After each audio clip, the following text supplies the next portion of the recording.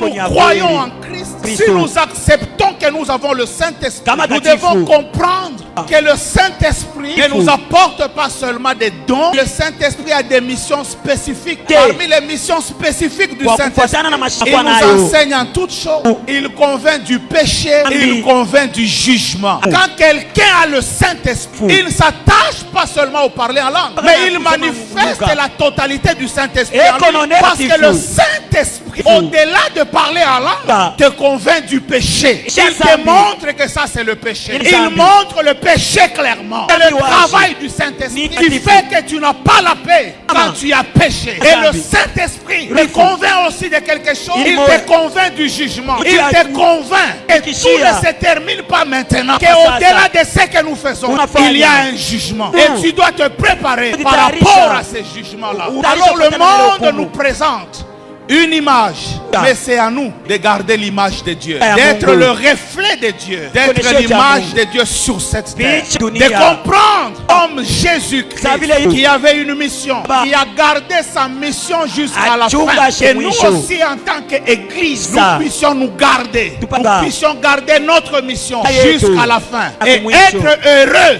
à la fin de vivre la vie éternelle, après avoir résisté à la tentation, après avoir résisté à la tribulation, après avoir résisté à toutes les influences. Aujourd'hui, l'Église est en difficulté. Et c'est pourquoi, je le dis toujours, rentrons à l'essentiel. Gloire au Seigneur Jésus. Parce que pendant ce temps, le monde nous écarte de la voie de Dieu. Nous faisons plein de choses en déclarant que nous le faisons pour Dieu. Mais beaucoup de choses qui se font aujourd'hui, nous les faisons pour nous-mêmes, pour notre gloire, pour qu'on nous connaisse, pour la renommée. Mais au-delà de tout ça, il y a le jugement.